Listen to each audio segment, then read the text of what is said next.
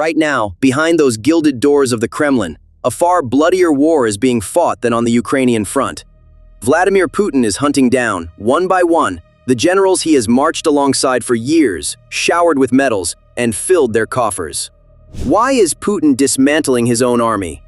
Hold on, this is not a bribery operation. This is an empire devouring itself. News channels are calling it an anti-corruption operation, but we know the truth. A wave of purges unprecedented in the last century has begun in the Russian Ministry of Defense. Shoigu's famous clan of generals is no longer on the battlefield, but behind bars. Has Putin realized he was deceived, or is he blaming someone else for his failure? Hold on tight. Since the beginning of 2025, exactly 100 high-ranking officials have been thrown into prison labeled as traitors and corrupt. The Russian army's progress has slowed to a snail's pace, unseen in a century.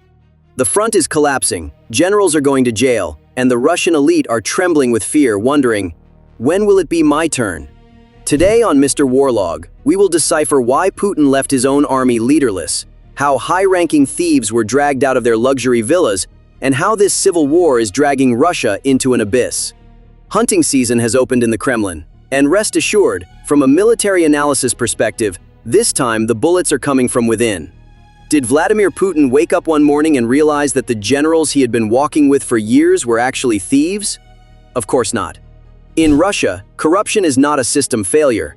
It is the very mechanism of the system's survival. But today, the cards are being reshuffled in Moscow. The reports leaked by Carnegie and Novaya Gazeta scream one truth. These purges are not a simple legal process, but the live execution of the vast shadow empire Shoigu built over 12 years. Instead of sending a hot meal or a single bullet to the soldiers left to die in Ukraine's freezing, muddy trenches, these generals funneled that money into villas on the Tuscan coast of Italy and secret castles in Moscow's luxury neighborhoods. This cadre, which left reports on Putin's desk every morning saying, "We'll be in Kiev in 3 days," was actually bolstering their own bank accounts.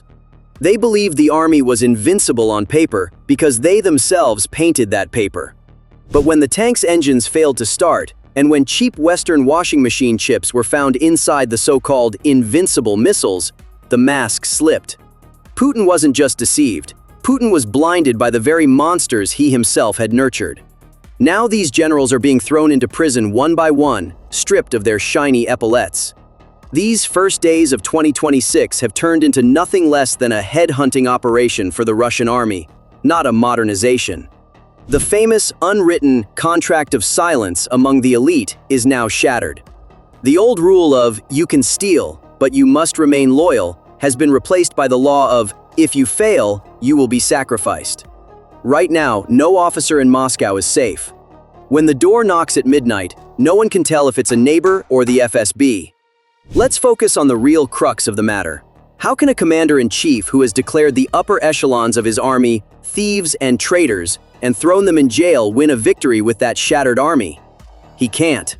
Putin is not just cleaning house right now, he is actually demolishing his own defenses with a sledgehammer. The chain of command is now a spiral of fear.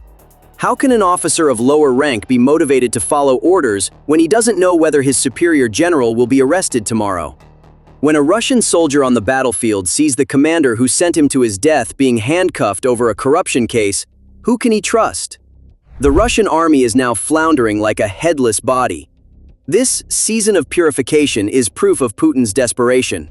He has to blame his failure on someone, and those chosen as scapegoats are the people who were closest to him until yesterday. But history tells us this: when a dictator starts eating his own elite, that table can never be set again. Putin is purging his generals, but what he is really destroying is Russia's military future. Now let's move away from those glittering offices and generals stripped of their ranks and look at the real truth, namely the terrifying stagnation on the ground. Shocking analyses by CSIS and United 24 Media scream one thing.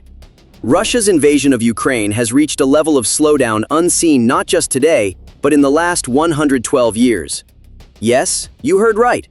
What we are seeing now is a Russian army that is even more static, more cumbersome, and more incompetent than the dead-end trench warfare of World War I. Look, the numbers don't lie. Remember the bloody Battle of the Somme in 1916. At that time, the Allied forces advanced at an average rate of 80 meters per day. So, do you know how much Russia advanced per day at the beginning of 2026 on the Pokrovsk and Chasiv Yar fronts, which it has designated as strategic objectives? Only 15 to 70 meters. You heard right. You have modern missiles, satellites, and supposedly invincible air forces, but your pace of advance is even slower than that of your grandfathers running with bayonets. The Russian army is not just struggling right now, it is practically drowning in its own trenches, stuck in place. Why are they in this state? Because the fish stinks from the head down. Generals are in jail, logistics lines have been torn apart by thief clans. But worst of all, Putin's famous pressure mechanism has now turned its barrel not outward, but directly at his own officers and soldiers. Progress on the front has stalled because generals are now deathly afraid to take risks or use initiative. They know that if they take one wrong step, if they lose a single tank through a misguided maneuver, they will be branded corrupt and find themselves in the dark cells of Siberia. In Russia, failure has become a deadly crime, and success an impossible dream. The medal-adorned frauds who lied to Putin every evening saying, "We are advancing, sir," have now been replaced by new recruits who tremble with fear and ask, "Why are we standing still?" We are not saying here that the front is collapsing. We are saying here that just like a century ago, the front has frozen, locked up, and Russia is sinking deeper into this strategic quagmire with every passing second. The pace of progress is now measured in centimeters, not kilometers. A century later, the Russian army has returned to the hopeless, undisciplined, and chaotic days of 1917. Russia's current situation is not a military slowdown.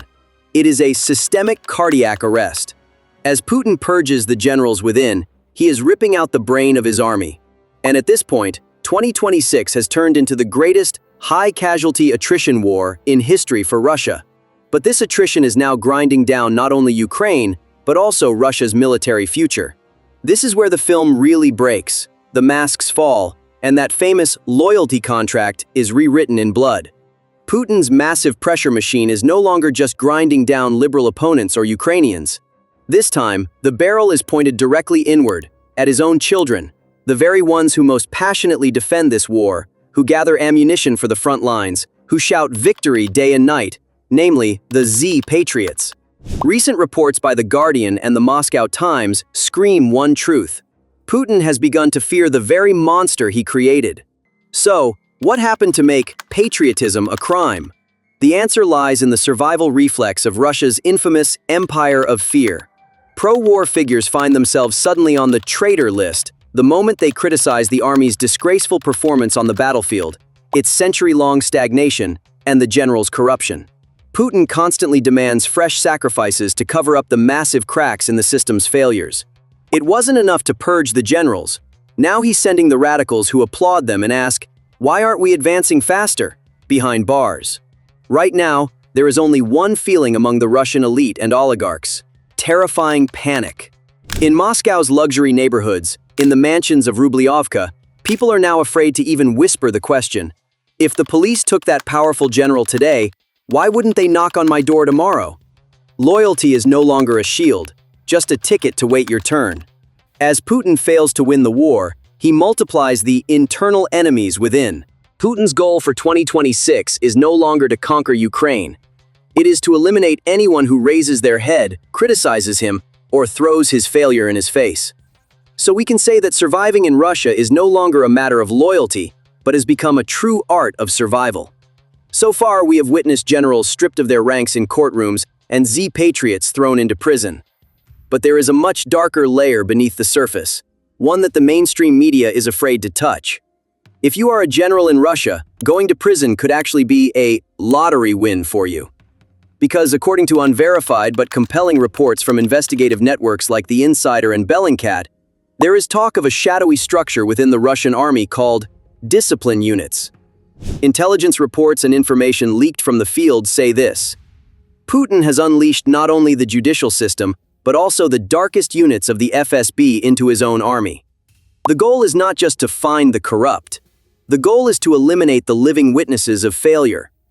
Officers who question why ammunition isn't arriving at the front, who have stopped believing Putin's victory lies, and who are feared to incite rebellion among the soldiers, are dying one by one under suspicious circumstances. One day, a grenade accidentally explodes in his headquarters. The next day, friendly fire strays from its course on the front line.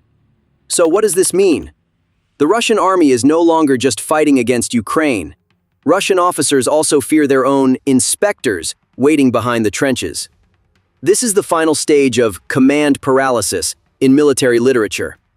If an officer fears execution by his own state, rather than capture by the enemy if his order fails, initiative in that army ends. Where initiative ends, only a soulless mass driven into a high-casualty attrition war remains. What is even more shocking is this.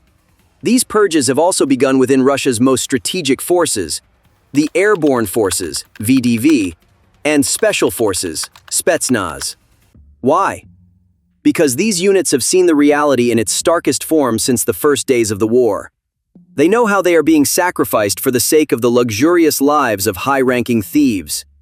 Putin is mortally afraid of a Napoleon figure emerging from within these units, a general who could become the hero of the army and turn his gun on the Kremlin. Prigozhin's famous walk taught Putin one thing: loyalty lasts only until the bullets run out.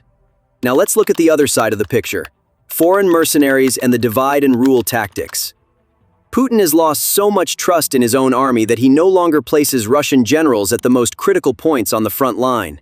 Instead, he deploys mercenaries and Chechen units brought in from Africa, Nepal, or Cuba, people who don't even speak Russian and whose only concern is money. Do you know why? Because these people have zero chance of staging a coup against the Kremlin. Putin sees his own army as a threat, so he is fragmenting it, pitting its parts against each other, and inserting commissioners between them. This is the 2026 version of the Stalinist purges of 1937. But the cost of this gamble is very high. Russia is breaking its own military backbone with its own hands. Russia is no longer governed by military strategy, but by a survival paranoia. Now I ask you, how much longer can a regime that executes its own officers, imprisons its own heroes, and turns its army into a tunnel of fear continue to pretend to be a superpower on the world stage? The answer lies in the eyes of the Russian soldier whose ammunition has run out in those freezing trenches. They are no longer marching forward for the fatherland, but only to avoid being caught by the firing squad behind them, marching toward death. My friends, today we did not discuss just a corruption operation or an ordinary military failure. Today, we have deciphered how an empire devoured its own children, its own future, and its own defense columns one by one. When Vladimir Putin invaded Ukraine in 2022, he put not only his army on the table, but also Russia's centuries-old prestige. But as of 2026, there is no prestige left on that table, nor an army he can rely on.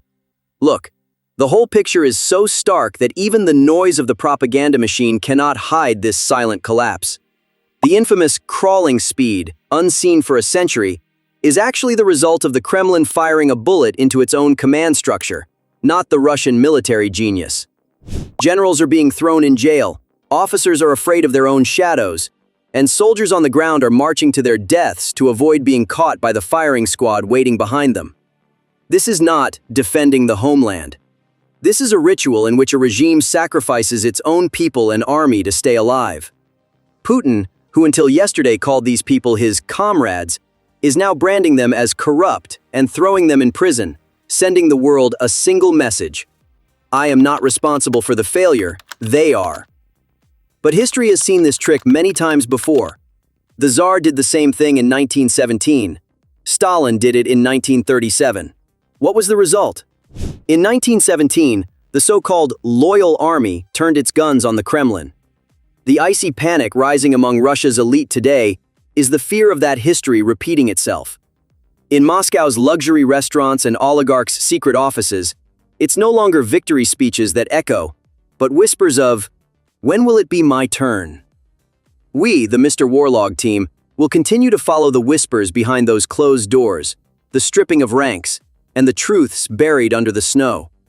Because we know that no dictatorship can withstand the freezing cold of truth forever. The masks are falling, the empire is crumbling, and the Tsar's final reckoning is now very near. So, what do you think about this Great Purge and the paralysis on the front lines? Is this silence among the elites a harbinger of a great storm?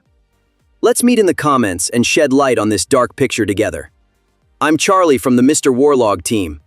If our analysis has helped clarify a piece of the bigger picture for you, hit the like button to support the spread of the truth.